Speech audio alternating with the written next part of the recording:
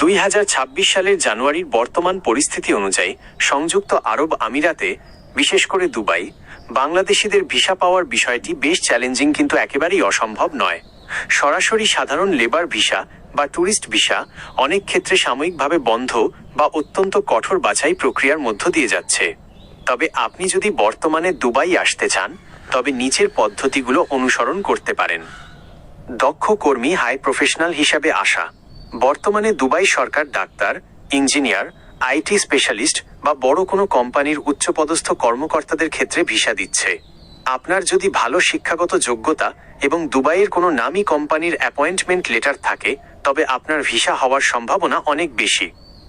2. সরকারি বা বড় কোম্পানির ইন্টারভিউ। বর্তমানে দুবাইয়ের কিছু বড় সরকারি বা আধা সরকারি প্রজেক্টে, যেমন Dubai taxi driver, bike rider, ইন্টারভিউয়ের মাধ্যমে সীমিত আকারে লোক নেওয়া হচ্ছে। এক্ষেত্রে সংশ্লিষ্ট এজেন্সির মাধ্যমে ইন্টারভিউ দিতে হবে। ইংরেজি ভাষা জানা এবং প্রয়োজনীয় ড্রাইভিং লাইসেন্স থাকলে বাড়তি সুবিধা যোগ করে। 3. গোল্ডেন ভিসা বা ইনভেস্টর ভিসা। আপনার যদি বড় অঙ্কের বিনিয়োগ করার সামর্থ্য থাকে, অথবা আপনি যদি কোনো বিশেষ ক্ষেত্রে অত্যন্ত দক্ষ বা মেধাবী হন, তবে আপনি গোল্ডেন ভিসা 5 বা 10 বছর মেয়াদি এর জন্য আবেদন করতে পারেন। এই ভিসার ক্ষেত্রে বর্তমানে কোনো বড় নিষেধাজ্ঞা নেই। 4. Company sponsorship inside UAE।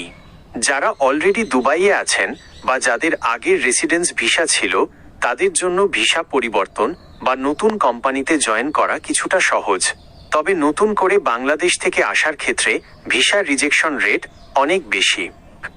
আপনার যা যা করতে হবে: বৈধ পাসপোর্ট, পাসপোর্টের মেয়াদ অন্তত 6 মাস থাকতে হবে। 2. সঠিক তথ্য যাচাই, কোনো দালালের কথায় বিশ্বাস করে টাকা দেবেন না। আগে নিশ্চিত হন আপনার জন্য যে কোম্পানি ভিসা ইস্যু করবে, তারা ভিসা কোটা পেয়েছে কিনা। 3. Document attestation. আপনার শিক্ষাগত সনদগুলো বাংলাদেশে পররাষ্ট্র মন্ত্রণালয় এবং বাংলাদেশে অবস্থিত আরব আমিরাত দূতাবাস থেকে সত্যায়িত করে রাখুন। 4. Official portal check visa issue হয়েছে কিনা তা নিশ্চিত করতে দুবাইয়ের GDRFA বা ICP পোর্টালে আপনার পাসপোর্ট নম্বর দিয়ে স্ট্যাটাস চেক করুন। একটি গুরুত্বপূর্ণ সতর্কতা: বর্তমানে অনেক অসাধু চক্র ভিজিট ভিসায় গিয়ে কাজ পাওয়া যাবে বলে প্রলোভন দেখাচ্ছে। মনে রাখবেন, ভিজিট ভিসাকে বর্তমানে ওয়ার্ক পারমিটে রূপান্তর করা অনেক কঠিন এবং অনেক ক্ষেত্রে তা নিষিদ্ধ। তাই কাজের জন্য আসতে হলে সরাসরি এমপ্লয়মেন্ট ভিসা নিয়েই আসার চেষ্টা করুন। আপনি কি বর্তমানে কোনো নির্দিষ্ট কাজের অফার পেয়েছেন বা কোনো এজেন্সির সাথে কথা বলছেন? বললে আমি আপনার জন্য সেটি যাচাই করতে সাহায্য করতে পারি।